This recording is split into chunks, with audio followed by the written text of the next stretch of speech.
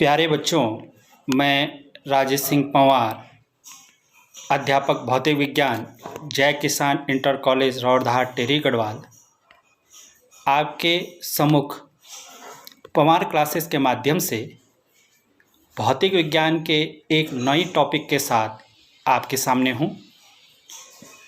अब इस वीडियो के बाद जो भी हम भौतिक विज्ञान के टॉपिक का अध्ययन करेंगे वो पंवार क्लासेस के माध्यम से अध्ययन करेंगे, जिसका लोगो ये ऊपर सबसे ऊपर आरपी दिया गया है। इसके माध्यम से हम अध्ययन करेंगे। आप इसको YouTube पर भी सर्च कर सकते हैं। YouTube पर जब आप सर्च कर रहे हों या जो वीडियो लिंक मैं आपको भेजता हूँ तो उसमें आप या तो डायरेक्ट वीडियो द्वारा उसको देख सकते हैं, और उसके नीचे जो नीली अक्षरों में अंग्रेजी में YouTube का लिंक लिखा रहता है, आप डायरेक्ट वहाँ से भी उसको देख सकते हैं, उसको खोल सकते हैं। वहाँ से खोलने के बाद आप इस चैनल को, जो वीडियो आप देख रहे हैं, उसको लाइक और सब्सक्राइब भी कर दीजिए, क्योंकि इसके माध्यम से हमें पता चलता है कि आप लोग इन वीडियोस को जो हम आपके सामने प्रस्तुत कर रहे हैं उनको देख रहे हैं या नहीं देख रहे हैं। तो उसमें लाइक और सब्सक्राइब पर भी आप क्लिक कर सकते हैं, किंतु वीडियो देखने के बाद जब आप इसको समझ जाएं उसके बाद आप इसको लाइक कीजिएगा। तो चलते हैं अब भौतिक विज्ञान के जो टॉपिक है, कक्षा 12 का पहला पाठ है स्थिर वैद्युत की। तो इसको हम पंवार क्लासेस के माध्यम से आज यहाँ पर समझने की कोशिश करेंगे।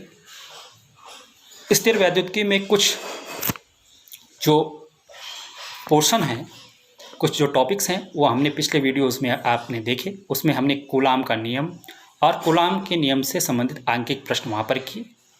अब यहाँ पर कुछ और चीज़ें हैं जो कूलाम से नियम से संबंधित हैं। तो नेक्स्ट यहाँ पर है अब कूलाम के नियम की सीमाएं। यहाँ पर कूलाम के नियम की सीमाएं हैं, यानी कूलाम के नियम का प्रतिबंध, यानी कूलाम का नियम कहाँ कहाँ पर आपका कार्य करता है। तो इसमें बहुत सारे आपके पॉइंट्स हैं। देखो, कूलाम का बल जो है वो स्थिर और छोटे बिंदु आवेशों पर कार्य करता है। आपको मालूम है कि हम यहाँ पर वैसे भी स्थिर वैद्युतिकी का पाठ पढ़ रहे हैं, तो आपको मालूम है यहाँ पर जो आवेशों की स्थिति होगी कैसे स्थिर होगी, गतिमान नहीं होंगे आवेश, कैसे होंगे, स्थिर होंगे। और जो आवेश हैं वो कैसे होंगे, बहुत छोटे होंगे, बिंदु आकार के होंगे। तो पहला नियम यही है, कूलाम का नियम केवल स्थिर और छोटे बिंदु आवेशों पर ही लागू होता है। दूसरा नियम देखें, दूसरा नियम क्या है, कूलाम का नियम 10⁻15 मीटर, ये क्या है, नाभिक की त्रिज्या होती है 10⁻−15 मीटर की कोटि या इससे कम दूरियों पर स्थित आवेशों के मध्य लागू नहीं होता है। कहने का मतलब है जो कूलाम का नियम है वो 10⁻−15 मीटर या उससे कम दूरी पर लागू नहीं होता है। छोटी दूरियों के लिए तो होता है, पर वो दूरी कितने से कम नहीं होनी चाहिए, 10⁻−15 मीटर या उससे कम नहीं होनी चाहिए, क्योंकि वहाँ पर फिर कौन सा बल लग जाएगा, नाभिकीय बल। आप पढ़ चुके हैं नाभिकीय बल को 11th में कि हमारे प्रकृति में 4 प्रकार के प्राकृतिक बल होते, तो उनमें से एक नाभिकीय बल भी होता। तो दूसरा नियम क्या है हमारा कि जो कूलाम का नियम है वो छोटी दूरियों के लिए तो होता है, छोटी दूरियों पर अप्लाई तो होता है, पर कितने से छोटी नहीं होनी चाहिए, 10⁻−15 मीटर या उससे कम दूरी के लिए अप्लाई नहीं होता है। अगला जो तीसरा नियम है, तीसरे नियम में क्या है, दो आवेशों के मध्य लगने वाला जो कूलाम बल है वो अन्य आवेशों द्वारा प्रभावित नहीं होता है। आपने देखा जैसे ये दो आवेश है, मान लीजिए Q1 और Q2 आवेश है, मान लीजिए। एक मिनट, इसको फिर से बना लेते हैं। यहाँ पर दो आवेश हैं आपके पास, Q1 और Q2 दो आवेश हैं। तो इनके बीच जो कार्य करने वाला बल होगा उसकी डायरेक्शन बाहर की ओर हो सकती है, अंदर की ओर हो सकती है, वो डिपेंड करेगा कि आवेश आपके पास धनात्मक है ऋणात्मक है। तो इनके बीच Q1 और Q2 के बीच जो कार्य करने वाला बल जो होगा F, जो बल इन दोनों के बीच वैद्युत बल कार्य करेगा वो किससे प्रभावित नहीं होगा, किसी अन्य आवेश। मान लीजिए यहाँ पर कोई अन्य आवेश कौन सा है, Q3 है, तो अब ये Q3 आवेश के कारण ये F बल प्रभावित नहीं होगा। ये F बल उतना ही होगा जितना Q1 और Q2 के बीच लगने वाला है। Q3 के कारण ये इसके मान में परिवर्तन नहीं होगा। ठीक है। तीसरा नियम यह है कि दो आवेशों के मध्य लगने वाला कूलाम बल अन्य आवेशों के द्वारा प्रभावित नहीं होता है। तीसरा नियम है कि कूलाम का नियम व्युत्क्रम नियम का पालन करता है। आपको मालूम है F इज प्रोपोर्शनल, जब हमने कूलाम का नियम पढ़ा था, F is proportional to 1/r² होता है। यानी कूलाम का नियम क्या है, जो ये वैद्युत बल है, ये वैद्युत बल जो होता है दूरी के वर्ग के व्युत्क्रमानुपाती होता है। तो इसका मतलब ये जो है, ये संबंध क्या प्रदर्शित कर रहा है, व्युत्क्रम नियम को प्रदर्शित कर रहा है। यानी कूलाम का नियम व्युत्क्रम नियम का पालन करता है।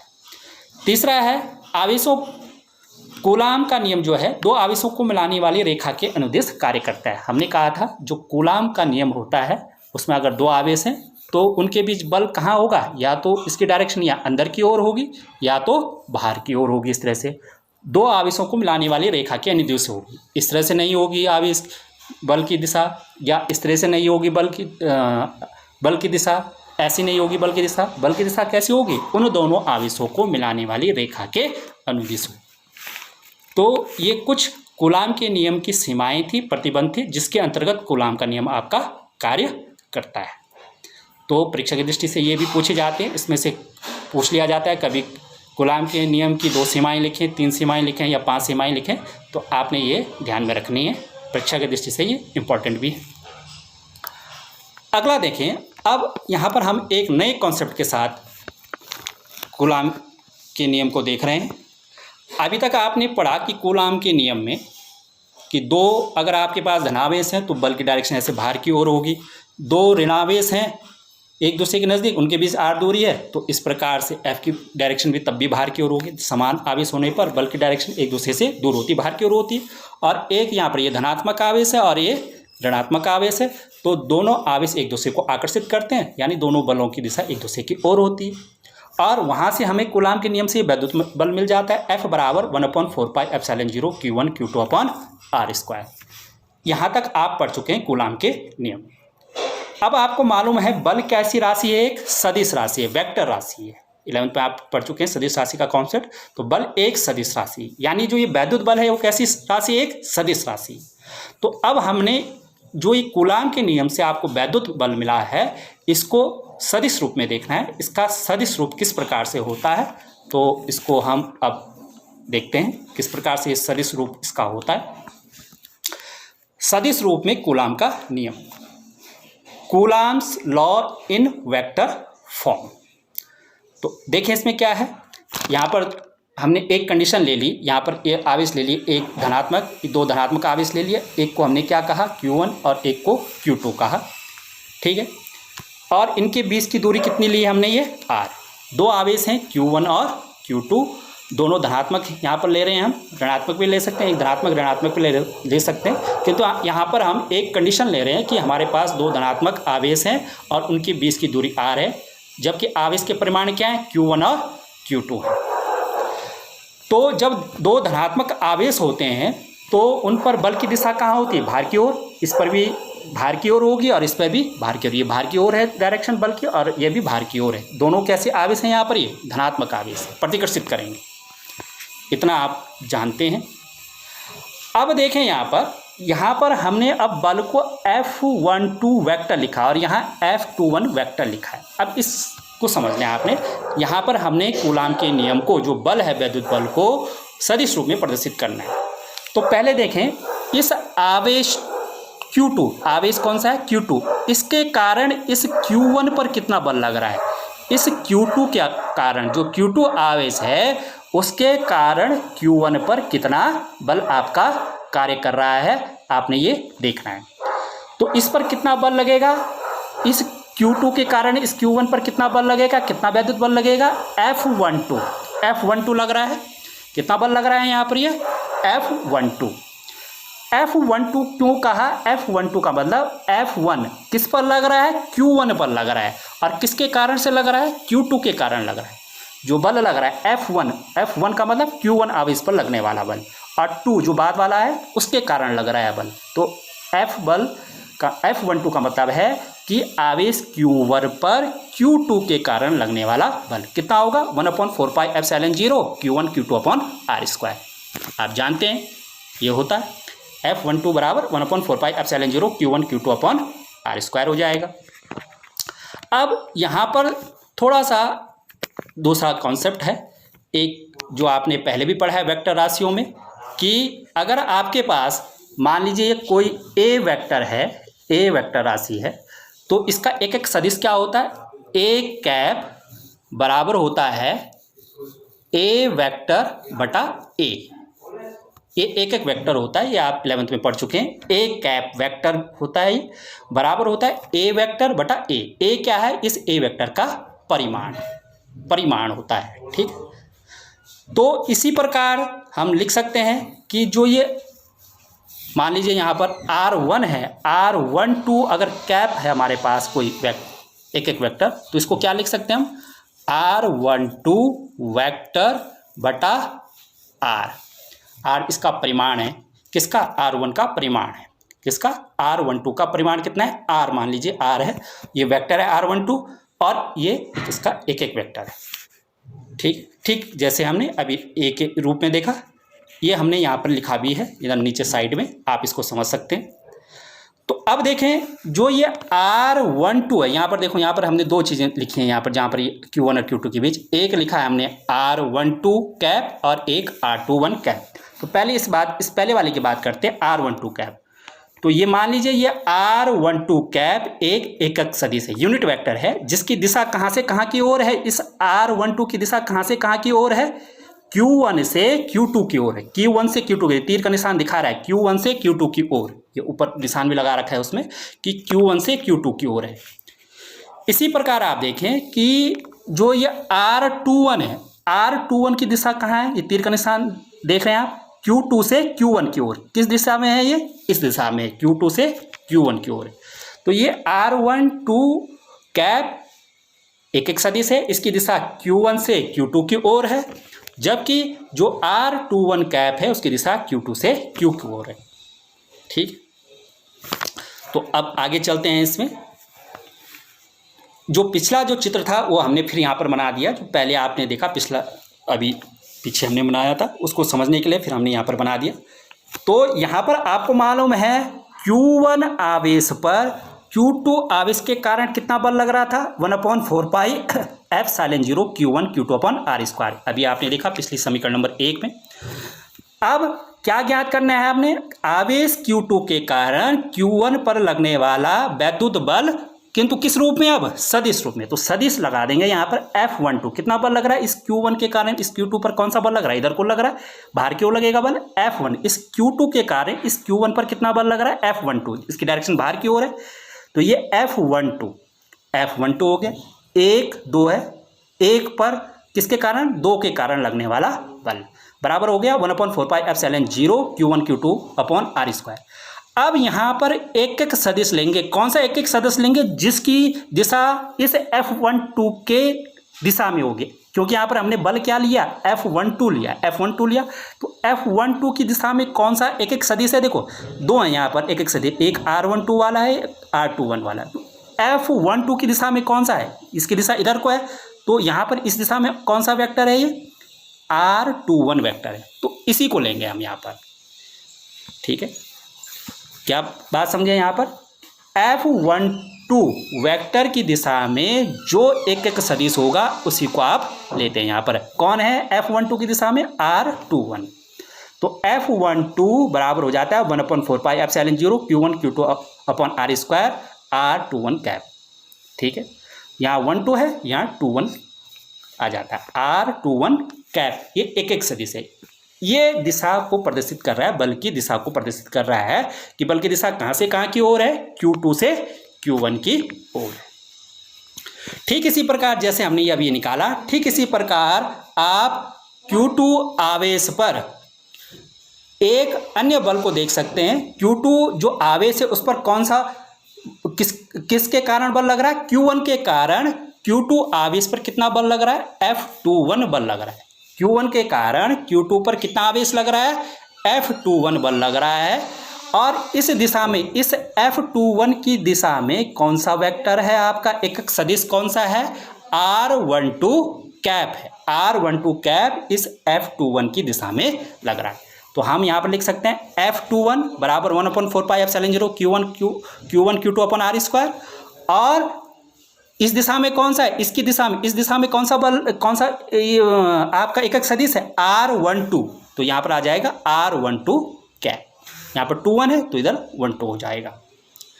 तो इस प्रकार से आपने ये वैद्युत बल जो हैं किस रूप में प्रदर्शित कर दिए, सदिश रूप में प्रदर्शित कर दिए, जो कूलाम के नियम से आपको वैद्युत बल मिले थे। अब आप देख रहे हैं यहाँ पर जो ये R12 है, R12 कैप और R21 कैप, इनकी दिशाएं एक दूसरे के क्या हैं, विपरीत हैं, एक दूसरे के विपरीत हैं। एक की दिशा इधर Q1 से Q2 की ओर है, दूसरी की दिशा Q2 से Q1 की ओर। तो हम यहाँ पर एक ऋणात्मक चिन्ह का प्रयोग कर सकते हैं। यहाँ पर R12 बराबर -R21, पिछले आंकिक प्रश्न में हमने देखा था Q1 + Q2 और फिर हमने लिखा था Q1 बराबर -Q2। ठीक वही स्थिति यहाँ पर आ रही है। ये माइनस चिन्ह जो क्या प्रदर्शित कर रहा है, विपरीत दिशा को प्रदर्शित कर रहा है। यहाँ पर इस माइनस चिन्ह का मतलब क्या, विपरीत है, यानी R21 कैप की दिशा किसके विपरीत है, R12 के कैप की दिशा के विपरीत है। ये दिखाई भी दे रहा है यहाँ पर R12 और R21 की दिशाएं एक दूसरे के विपरीत है। अब इसी टर्म्स को फिर हम आगे लिख देते हैं समझने के लिए। ये मैंने फिर से उसी टर्म्स को यहाँ पर लिख दिया, R12 कैप बराबर -R21 कैप, जो पिछला था उसको समीकरण नंबर 4 दे दिया। इस R21 कैप को, -R21 कैप को बाईं साइड ले गए और इसको दाईं साइड ले गए, पक्षांतर किया तो ये नेक्स्ट स्टेप आ जाएगा, और इस माइनस साइड को दाईं साइड ले गए तो ये समीकरण नंबर 5 आ गया। R21 बराबर आ जाएगा -R12 कैप। अब देखें हमारे पास जो समीकरण नंबर 2 थी, समीकरण नंबर 2 क्या थी हमारे पास, यहाँ से F12 1/4πε0 Q1 Q2 upon R21 cap, ये हमारे पास समीकरण नंबर 2 थी। इसको मैं फिर से लिख रहा हूँ पीछे, इसी समीकरण को यहाँ पर, तो हम पीछे लिख लेते हैं इसमें। ये समीकरण हमने लिख दी, वही समीकरण नंबर 2, F12 वेक्टर बराबर 1/4πε0 Q1 Q2 upon R square R21 cap, हमने फिर से लिख दिया। तो अब क्या आ गया यहाँ पर, F12 वेक्टर बराबर 1/4πε0 Q1 Q2 upon R square. अब इस R21 की जगह आप क्या रख देंगे, समीकरण नंबर 5 से क्या रख देंगे, मान रख देंगे। R21 कैप का मान कितना हो गया, माइनस, यहाँ पर हमने अभी निकाला -R12, ये -R12 कैप हमने इसका मान रख दिया। अब इस माइनस साइन को बाहर ले आएंगे तो F12 वेक्टर बराबर, ये माइनस बाहर आ गया तो कितना आ गया, 1/4πε0 Q1 Q2 upon R square R12 cap, ये आ गया। अब देखें जो ये ब्रैकेट के अंदर, जो ये बड़े ब्रैकेट के अंदर जो ये मान है, ये वाला जो मान है, इसको हमने अभी पीछे हमने देखा, अभी निकाला हमने पीछे, कितना है ये 1/4πε0 Q1 Q2 upon R square R12 cap, ये हमने मान देखा अभी। तो इस मान को हम देखो, पीछे देखो जरा, 1/4πε0 Q1 Q2 upon R square R12 cap है ये मान, और ये किसके बराबर है हमारा, किसके बराबर है, ये F21 वेक्टर के बराबर, F21 वेक्टर के ये बराबर है ये वाला मान। तो अब इसकी जगह हम कितना रख सकते हैं, F21 वेक्टर। तो अब हम इस मान को रख देंगे, तो यहाँ पर हमने रख दिया F12 वेक्टर और इसकी जगह कितना रख दिया, F21 वेक्टर, और ये माइनस चिन्ह।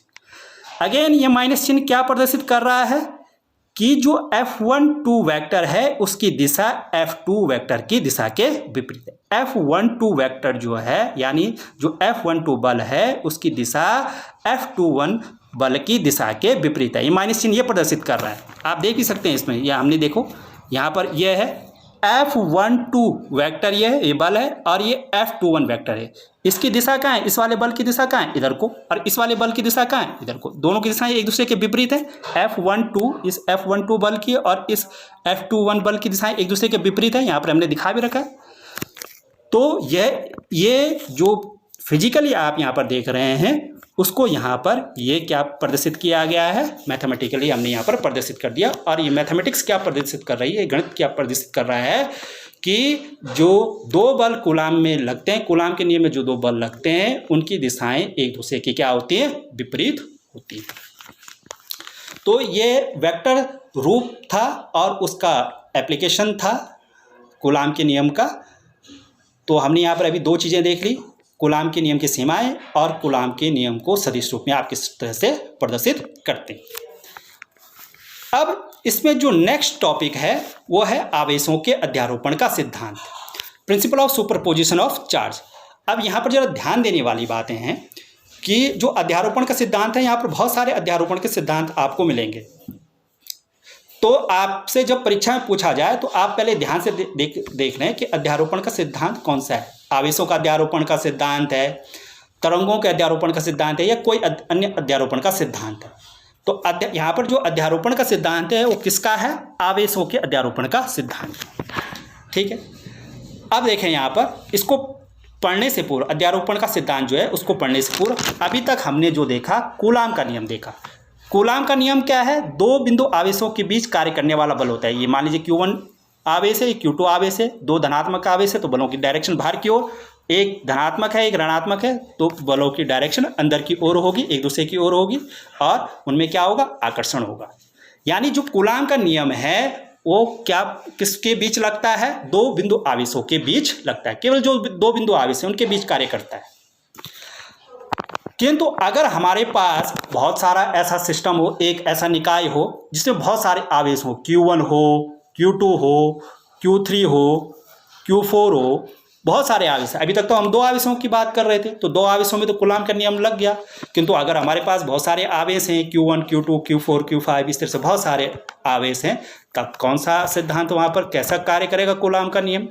तब वहाँ पर कूलाम के नियम की जगह हम आवेशों के अध्यारोपण के सिद्धांत का पालन करते हैं, उसका प्रयोग करते हैं। तो इसी को हम यहाँ पर समझेंगे, अध्यारोपण का सिद्धांत, आवेशों के अध्यारोपण का सिद्धांत। यहाँ पर ये n आवेशों का निकाय लिया है। मान लीजिए कोई ये निकाय है, हमने यहाँ पर ये निकाय लिया है, इस तरह से ये निकाय है।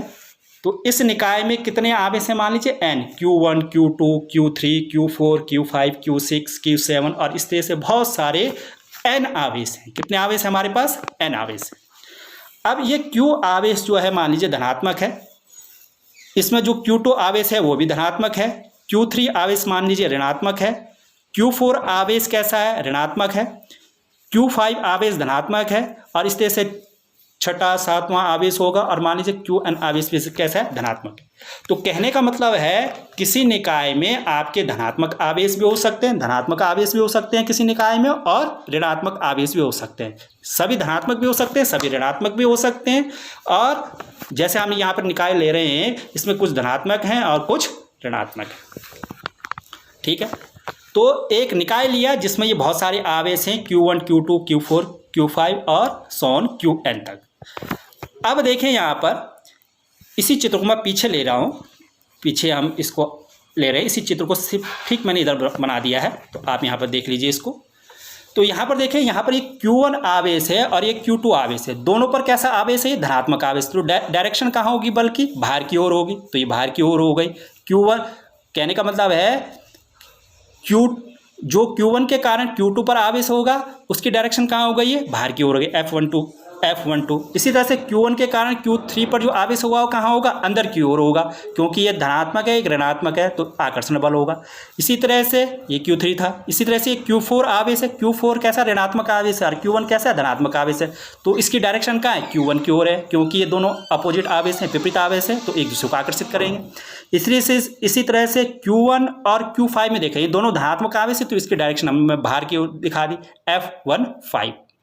इसी तरह से Q6 है, यहाँ पर देखें, यहाँ पर हमने ये ऋणात्मक आवेश लिया और ये Q1 आपका कैसा? धनात्मक है। तो इन दोनों के बीच लगने वाला जो बल होगा वो कैसा होगा? कैसा बल होगा? आकर्षण बल होगा। उसकी डायरेक्शन कहाँ होगी? अंदर की ओर होगी, वो एक दूसरे को आकर्षित करेंगे। और इसी तरह से हमने Q1 कैसा लिया? धनात्मक आवेश है, और Q1 भी कैसा आवेश है आपका? धनात्मक है। तो यहाँ पर जो डायरेक्शन होगी बल की कहाँ होगी? बाहर की ओर होगी। तो आप देख रहे हैं यहाँ पर कुछ बल की डायरेक्शन अंदर की ओर है, कुछ बाहर की ओर है। डिपेंड करेगा कि वो दोनों आवेश धनात्मक सजातीय हैं या विजातीय। सजातीय हैं, एक समान है, तो डायरेक्शन बाहर की ओर होगी, और असमान है, विपरीत है, तो अंदर की ओर उनकी डायरेक्शन होगी। तो अब क्या स्टेटमेंट बनता है इस अध्यारोपण का सिद्धांत का कि किसी निकाय में अगर बहुत सारे आवेश हैं, किसी निकाय में क्या है? बहुत सारे आवेश हैं, जैसे इस निकाय में, तो वो पारस्परिक अभिक्रिया करते हैं, और उनमें जो कोई एक आवेश उनमें से किसी एक आवेश पर अन्य आवेशों के कारण, किसी एक आवेश कौन सा लिया हमने, Q1, और अन्य आवेश कौन हो गए, Q2 हो गया, Q3 हो गया, Q4 हो गया, Q5 हो गया, Q6 हो गया, और इसी तरह से Qn। तो किसी एक आवेश पर अन्य आवेशों के कारण लगने वाला कुल वैद्युत बल, कुल वैद्युत बल को किससे प्रदर्शित करेंगे हम, F से। कुल वैद्युत बल का जो मान होगा इन आवेश, जो शेष आवेश हैं Q1 के अलावा जो शेष आवेश है, उसके कारण उस आवेश यानी Q1 पर लगने वाले अलग अलग वैद्युत बलों के सदिश योग के बराबर हो। किस योग के बराबर होगा, उनके सदिश योग या वेक्टर योग के बराबर होगा।